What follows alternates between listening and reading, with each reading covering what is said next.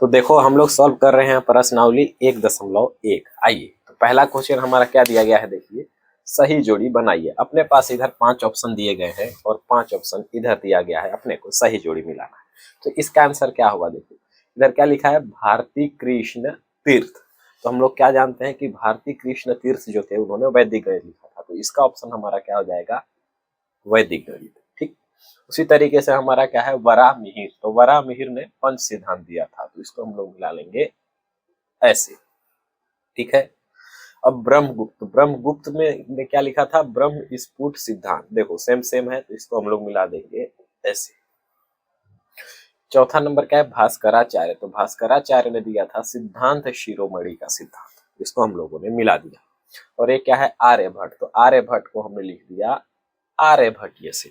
देखो इन दोनों का नाम कहा गया, ब्रह्मगुप्त, ब्रह्म स्फुट, आर्यभट्ट, आर्यभट्टीय।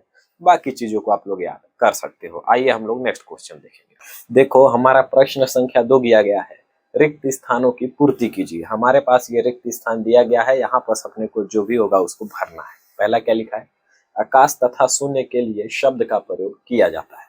तो आप लोग याद रखना कि आकाश तथा शून्य के लिए जो शब्द का प्रयोग किया जाता है वो है मेरा खंग। ऐसे ख के ऊपर अंग की मात्रा, जिसको बोला जाता है खंग।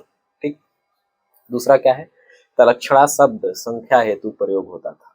तो जो मेरा तलक्षणा शब्द है वो याद रखिएगा 10 की घात 53 के लिए प्रयोग किया जाता है। ठीक, अच्छा, वर्णांक पद्धति का प्रयोग कौन से गणितज्ञ ने किया था, तो इसको याद रखना, यहाँ क्या रहेगा हमारा, आर्यभट्ट ने किया था। इसने आर्यभट्ट ने किया था। अच्छा, और जो ग्रंथ में किया था उसका नाम क्या था, तो उसका नाम था आर्यभट्टीय। आर्यभट्टीय। तो यहाँ हो जाएगा गणितज्ञ का नाम आर्यभट्ट और इधर आर्यभट्ट। ठीक, अच्छा, रिक्त स्थान को ही अव्यक्त गणित कहा जाता है। तो आप लोग याद रखना कि अव्यक्त गणित जो होता है वो मेरा बीज गणित को कहा जाता है। इसको बीज गणित, बीज गणित को अव्यक्त गणित कहा जाता है। ठीक है, पांचवा क्या दिया गया है, वैदिक गणित में कितने सूत्र होते हैं, तो याद रखना वैदिक गणित में 16 सूत्र होते हैं। अब बढ़ते हैं प्रश्न संख्या 3 की। तो देखिए हमारा क्वेश्चन नंबर 3 दिया गया है, आधुनिक संख्या प्रणाली की विशेषता लिखिए। यानी हमारा जो आधुनिक संख्या प्रणाली है उसकी विशेषता लिखना है। तो आधुनिक संख्या प्रणाली की निम्नलिखित विशेषता है। तो पहला विशेषता क्या है, देखो यह दशमलव आधारित प्रणाली है जिसमें 0 से 9 तक के अंकों का प्रयोग होता है। ठीक, अच्छा, दूसरी विशेषता इसकी क्या है, देखो इसमें स्थानीय मान के सिद्धांत का प्रयोग होता है। तीसरी विशेषता क्या है, तो इस प्रणाली में गणनाएं सरल और सुव्यवस्थित होती हैं।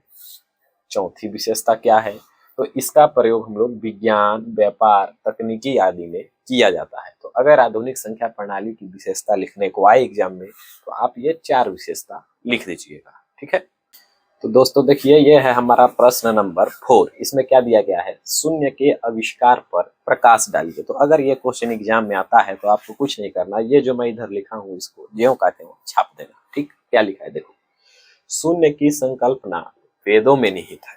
ठीक, पहले इसके लिए खंग शब्द का प्रयोग किया जाता था। यानी शून्य के लिए पहले हम लोग खंग शब्द का उपयोग करते थे। ठीक, जिसका तात्पर्य आकाश और शून्य से था।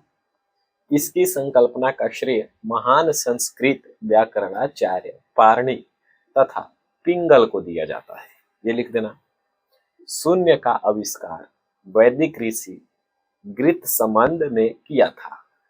ठीक, शून्य के लिए चिन्ह निश्चित करने का सर्वप्रथम साक्ष्य बख्शाली पांडुलिपि में पाया जाता है, जिसका अंकगणित में महत्वपूर्ण स्थान है। तो अगर ये वाला क्वेश्चन आता है तो आप इसका ज्यों का त्यों लिख देना। ठीक है, आगे बढ़ते हैं। तो दोस्तों देखिए हमारा क्वेश्चन नंबर 5 दिया गया है, वर्णांक पद्धति का संक्षिप्त परिचय दीजिए। हमारे पास जो वर्णांक पद्धति होता है उसका संक्षिप्त परिचय लिखना है। तो देखिए बिल्कुल ऐसा ही लिखना, जब किसी संख्या को वर्ण, अक्षर या फिर शब्द के रूप में व्यक्त किया जाता है तो उसे वर्णांक पद्धति कहा जाता है। यानी हमारे पास कुछ संख्या होगा उसको हम लोग अक्षर कह लो, वर्ण कह लो या शब्द के रूप में प्रयोग करेंगे तो उसको हम लोग बोलते हैं वर्णांक पद्धति। जैसे कि 10 की घात 11 को बोला जाता है न्यूनतम। 0 के लिए प्रयोग किया जाता है खंग शब्द का। 10 की घात 21 के लिए प्रयोग किया जाता है उत्संग का। 10 की घात 31 के लिए प्रयोग किया जाता है हेतु हीलम का, है ना। 10 की घात 41 के लिए प्रयोग किया जाता है नित्रवाद्यम, नित्रवाद्यम का। 10 की घात 53 के लिए प्रयोग किया जाता है तलक्षणा का। ठीक है, तो देखो हमारा क्वेश्चन नंबर 6 दिया गया है, बोधायन प्रमेय क्या है। तो इसका उत्तर देखो ये है, एक आयत के विकर्ण पर बने वर्ग का क्षेत्रफल आयत की दोनों भुजाओं पर बने वर्गों के क्षेत्रफल के योग के बराबर होता है। अब एक क्या चीज लिखा है देखो, जैसे मान लो मेरे पास एक आयत है, आयत समझ रहे हो, ऐसे ये आयत, इस तरीके का मेरा आयत होता है। अच्छा, इस आयत का एक विकर्ण ले लो, तो ये रहा इसका विकर्ण, या फिर ये रहा इसका विकर्ण, तो कोई भी एक विकर्ण ले लो, जैसे मैं ये वाला ले लिया, ये मेरा आयत है, इस आयत का मैंने एक विकर्ण ले लिया। तो ये वाली जो आयत का विकर्ण है, इसको भुजा मानकर मैं एक वर्ग बनाऊंगा जिसका क्षेत्रफल कुछ आएगा, जैसे मान लो आ गया ए।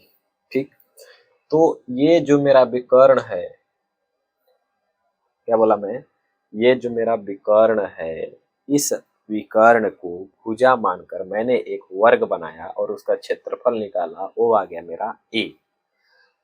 इस भुजा को लेकर मैंने एक वर्ग बनाया, उसका क्षेत्रफल मान ले A1, और इस भुजा को लेकर मैंने एक वर्ग बनाया, उसका क्षेत्रफल मान लो A2।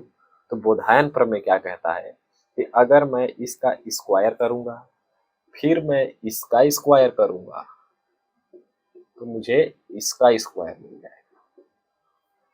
समझ रहे हो, इसी को पाइथागोरस थ्योरम भी कहा जाता है। तो बोधायन प्रमेय से ही मेरा पाइथागोरस प्रमेय आता है।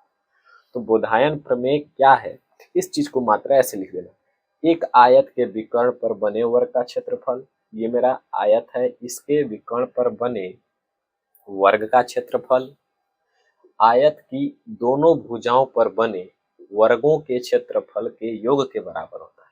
आयत के दोनों भुजाओं पर बने वर्गों के क्षेत्रफल के योग के बराबर होता है।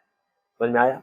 ठीक, देखो हमारा प्रश्न संख्या 7 दिया गया है। क्या दिया गया है, पाई के मान के संबंध में आर्यभट्ट के योगदान को लिखिए। यानी पाई के संबंध में जो भी आर्यभट्ट का योगदान था उसको लिखना है। तो उत्तर में यही लिखना क्या कि आर्यभट्ट ने परिधि और व्यास के अनुपात, ये रहा परिधि और उसको व्यास के अनुपात अर्थात पाई का लगभग परिमित मान निकाला था। तो जो हमारे आर्यभट्ट थे उन्होंने क्या किया कि परिधि और व्यास को आपस में भाग दे दिया और उससे पाई का मान निकाला। तो ये वाला चीज लिखना और क्या लिख देना, पाई इक्वल टू परिधि बटे व्यास, और इसकी वैल्यू उसने क्या निकाला था 3.1416, जो कि दशमलव के 4 अंक तक ही निकाल पाया था। सही है, ठीक है, तो इसको लिख देना। तो दोस्तों देखिए, ये जो हमारा क्वेश्चन है इस एक्सरसाइज का लास्ट क्वेश्चन है। क्या लिखा हुआ है, वैदिक गणित ग्रंथ के रचयिता का नाम लिखिए तथा ग्रंथ का संक्षिप्त परिचय दीजिए। तो वैदिक गणित ग्रंथ के जो रचयिता हैं उनका नाम है स्वामी भारती कृष्ण तीर्थ। तो मैं क्या लिखूंगा, वैदिक गणित के ग्रंथ के रचयिता स्वामी भारती कृष्ण तीर्थ जी हैं। ग्रंथ का संक्षिप्त परिचय दीजिए, तो इसमें आपको क्या लिखने का, जिसमें 16 सूत्र तथा 13 उपसूत्र हैं। तो इस तरीके से आप इसको लिख सकते हो। आ गया तो इतना सा लिख दो, ठीक है। तो हमारा एक्सरसाइज यहाँ पर खत्म हो जाता है।